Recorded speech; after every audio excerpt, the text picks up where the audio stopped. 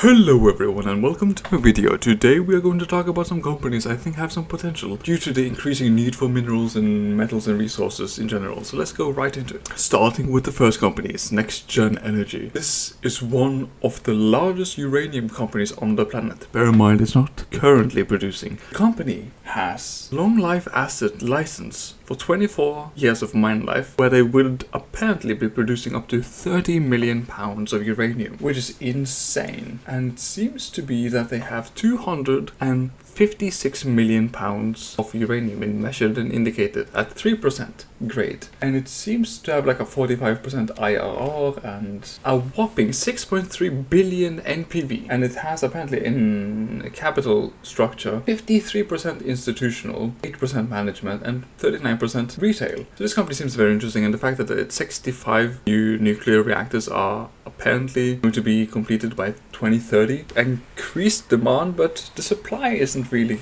keeping up. So that's very interesting though. But let's go over to the next one. Bear in mind it's not producing, by the way. And the second one is the Metal Company. That's its name. And it's a deep water mining company. Bear in mind it's not mining at the current moment. They're waiting for a couple of permits, if I remember correctly. And it has a tremendous resource. And apparently it didn't really do that much pollution if they were to extract it. Apparently, based upon what I listened to during the video on YouTube, apparently it would be like a vacuum cleaner basically with the resources at the sea bottom. And it seems very interesting though. Bear in mind it's high risk, but it seems very interesting, and it seems to have a lot of nickel, cobalt, copper and manganese apparently. So let's go over to the third one. Third one on the list is NextSource Materials. The reason why it piqued my interest is according to the website, they have 100-year plus mine life, and the fact that they are fully permitted and has begun producing, and they are producing graphite, but also, bear in mind, one of the world's largest and highest quality grade graphite deposits. And they also have an indicated 756 million pounds of vanadium. Just that is like phenomenal. So this is like, I think it's a tier 1 if I remember correctly. So this is a phenomenal company in my opinion, obviously. Bear in mind it's high risk, high reward kind of thing. But graphite is in need and so forth. And now let's go over to the fourth one. And number 4 on the list is 5E Advanced Materials Inc. It's the largest known boron deposit globally outside of Turkey. It has a 31-year mine life apparently, and I don't even believe I have heard about boron before, but it seems very interesting at the current moment, and it seems to be that it's going to produce in 2027, 2028.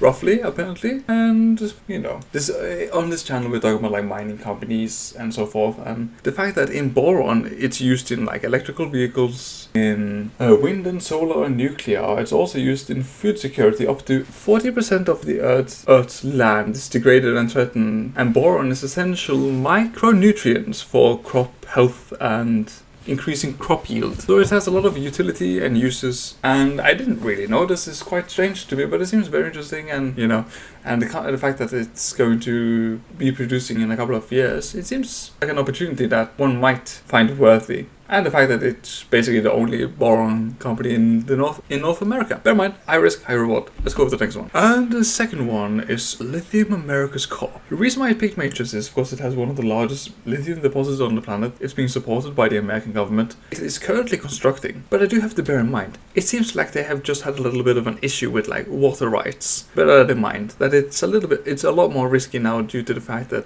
the water right issue. But it seems to be that this company, if everything goes according to plan, this company is supported by the US government, General Motors, and if everything goes according to plan, they will be producing in 2027, 2028. But bear in mind they have a little bit of an issue with water rights. Just bear that in mind. But if everything goes according to plan, this is literally one of, if not the largest lithium deposit on the planet. Let's go to the next one. And the next one is Canada Nickel Corp, a company I've mentioned several times, but I believe it has a tremendous upside potential in the future, and the fact that it seems to be that they are going to start construction in a couple of months, and the fact that the company is supported by Agnico Eagle, Samsung, Anglo American, and a native nation in Canada, and it has a second largest nickel reserve and second largest resource of nickel, and the fact that nickel is is tremendously important in batteries and so forth. The West is so dependent on international sources for nickel, and this company would mediate or like improve the situation for mineral and metals resource, or like mineral independence for the West. But bear in mind, it's a lot of risk, you know. Let's go to the next one. And the next one is Graphite One. I'm very interested in this company. It's very high potential. Just listen to this. This company has a 22-year mine life. The company has an NPV pre-tax of $6.4 billion. The company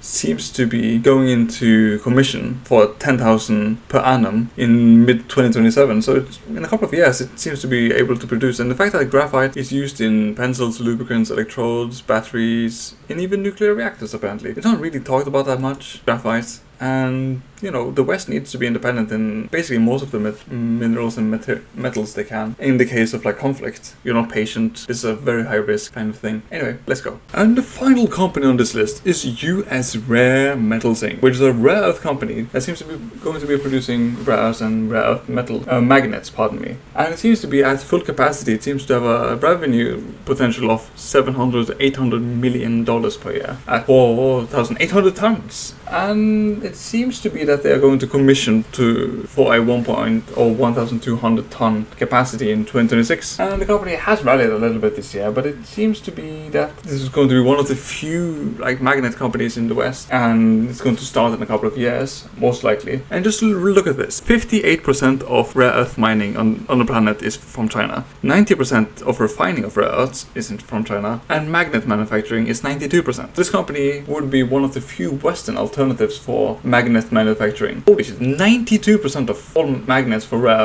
made from rare earths are made in China. That's a tremendous. And this company seems to be going to be in Texas, Oklahoma, and I think it's Connecticut, or the acronym or the letter CO, the state in America. And it seems to be in 2026, 2027, roughly, or between 2026 and 2028, roughly, they would either commission to get started or get started. Anyway, I hope this has been valuable. Take care. Peace.